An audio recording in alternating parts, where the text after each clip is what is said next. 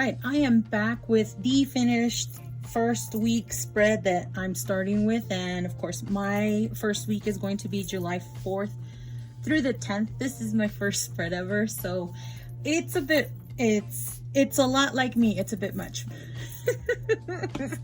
I like the a lotness of it. I like the more is more.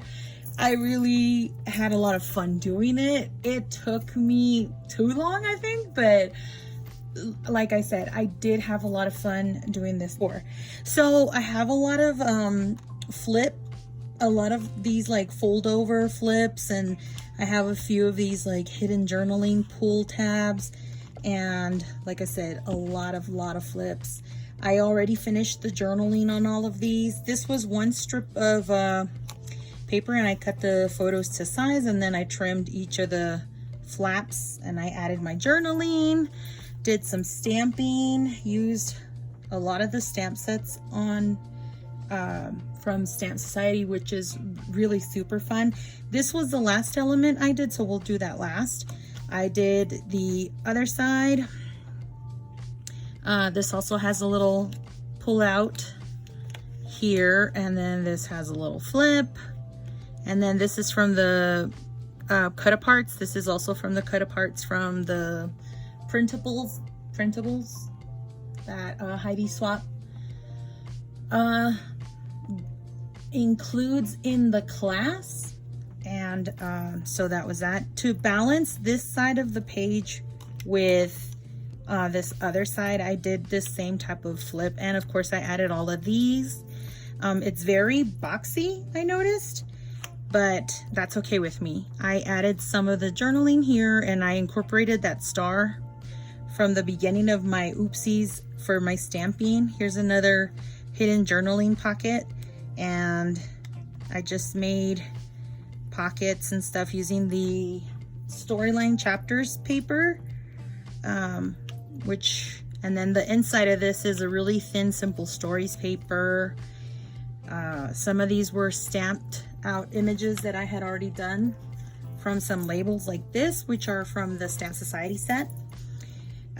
Some more flips, and I have already added my journaling. These are labels from the Toy Box collection, and I think it's like an old crate paper collection. And let's see here, some more photos, and then this is a cut apart from the Sun Chaser collection, and some more stamps. I used a lot of the stamps here. I also used some of my sticker books from, let's see here, Jen Hatfield and crate paper. These are my own sticker books that I made after I bought like 2 of them. I did use some Wild Heart, and I did use some One Canoe 2. I think I even have some Auburn Lane in there. And then I also might have used some Amy Tangerine. Dear Lizzie, I used a sticker. Jen Hadfield, I used some of these for sure. And then some of these Maggie Holmes stickers. And then some from the Bloom, I believe. There's like a few here and there. I even used some Pink Fresh Studios as well. So that's a look at this side of this flap. And like I said, most of the journaling is already done. And then this was my last insert. I did a large tag because on this day we went to pick up granite for the kitchen that we're remodeling. And so we picked out the slab that day. And so in order to not make it seem like a day was wasted, the kids weren't in school just yet. So we decided to make it a whole outing, and we went with the kids. And like I said, we went to the Denver Art Museum, and that's some more of that Stamp Society. No, these are stamp set. It's a 6x8 set from Heidi Swap, and I really like it because of all the, I use that same one right here, and what I did is I stamped it and then I traced it with a pen so that it'd have extra, like it needed more of a contrast on the paper. And here's a cut apart of hers from Sun Chaser. And then I did a little flip out with a vellum paper for this photograph. And then these tiny little photographs have some of that cut apart pieces from the principal of hers. I used 2 of those labels for the journaling, one of her camera stickers from the Hawthorne collection, I believe.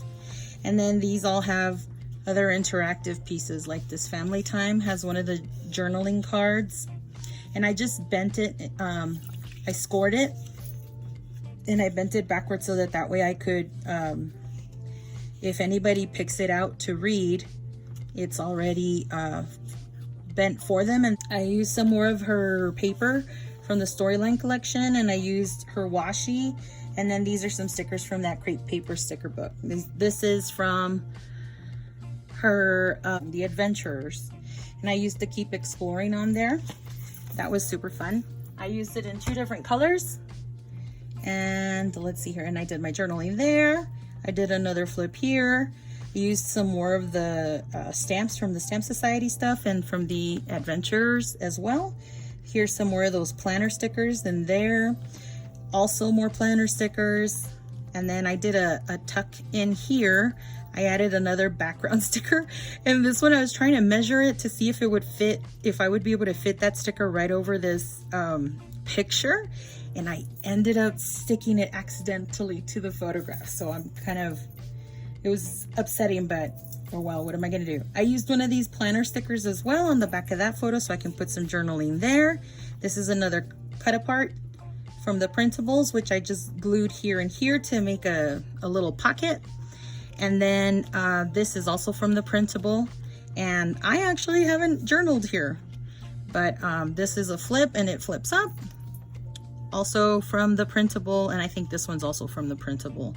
Some more of the washi tape that says enjoy, and then this is from one of the stamp sets that I have. I think it's the June 2022 caption set. This one's gonna hold this one closed. I didn't think about that during this, but I think going forward I'm gonna figure out a way to have I'm gonna call them tuckies. Like this one, it holds it down. I'm gonna think about doing that next time for all of these, because I do tend to have a lot of these flips or flaps, flip flaps. And then this last one, I didn't do any pockets, but I did label it for our last outing, and I still have to journal right here. These are from the planner stickers. So is this one. I used some of the stamp set. This is a 3x4 lowercase alphabet from Heidi Swapp. And then these glitter stars are from an old collection of hers. I'm really enjoying using up, mixing up anything and everything, including all of the Heidi Swapp things, which are super fun. And yeah, that's the end of this layout spread. I am going to go ahead and keep going with the next week. And as you can tell here, let's see here. Oh yeah, with this tag I used some Scotch tape, and I don't know that that's gonna work really well. This is also from a planner sticker. I went back and I added some things. I think I stamped this afterwards. There is some bleed through, so even all the way over here. So I'm going to have to figure out a way to cover that up. And then I'm just gonna keep going. I already printed all the weeks of July because I journaled on that, and that's when I started, and I journaled extensively before those. So I don't have a lack of journaling for those. And this is what I did because I didn't pay attention really well. This is a printable that Heidi Swapp has, but apparently it says it there too, and I didn't even think, the thought didn't cross my mind that this is where you can plan out your your spread. I don't know. I'm gonna try to do this later on. I think once I start doing layouts for the photographs, then I'll get more of a hang on if I need to do a sketch for the actual spread, which is genius, because then this will work out, and then I can put my photos there or think about how many photos I'm going to have I'm not gonna try and have as many as the first one. Like this one, I don't know if I'm gonna struggle with not having any photos, but this can also be an opportunity to play with the stamps, set up little vignettes or something, or a quote. That would be really cute. Or maybe even a song lyric that you're really into for the week, because that also happens. Or for me, I like reading, and I've been documenting like the books that I've been reading. So maybe a quote would be really cool to put on one of the days also, like this, for the month that I read it, which I think would be really cool to do as well. But apparently this is where you can like sketch out how you want to set out the photographs for the day or whatnot. And this is included in her classes, but I have these already documented. So I think through August, and then I went from this to this. So these I've kind of slacked on, but I've also started writing down like what I did, and the pictures help too on that day because they help me out. They help me remember better. So now that I know how to properly use these, I might actually think about what I'm doing next. One of the things that I want to say that I have learned from this though is that it does help when you separate your photographs and you store them by month, and then maybe even by week, and then go to print those photos. I think maybe even after the week is done, then that would be a great idea to do. Like me, I've already printed out all of July's photos, and so that made it a lot easier for me. It was like a 2-day process or whatever to delete photos that I didn't want or that were too many, because there was a lot of photos that I didn't use for this. The fun part about this is that now I get to put them elsewhere, or like maybe actually make a layout, a scrapbooking layout spread of like the outing for the art museum, because there was a ton of photos that we didn't use. And yeah, this was really super fun. I even got to document my boys' books that they're reading, and this is the part that I'm really going to enjoy, because as a kid I read so many books. Wish I had like some sort of documentation of the things that I read, because like even though I can remember some of the books that I read and I've already pulled them out for my kids to read, some I don't know what I've read, and I don't remember either, but there's just like a handful of books that I remember. So I hope that this is something that they'll like. My son already really likes this concept. So for him, I think these are his photos. For him, I gave him an old camera of mine, and he is going to start doing something like this. We're going to organize these photographs by day, and he's going to use a traveler's notebook, except he wants to bring his style of documentation all the way down to some things completely the opposite of mine. Where mine is like a lot, his is going to be minimal. So he's gonna take the minimalist approach, and I am the maximalist approach. But he dug it, and so he thought it was a pretty cool concept, and he, you know, had already been taking pictures in the old camera that I gave him. It's a point and shoot.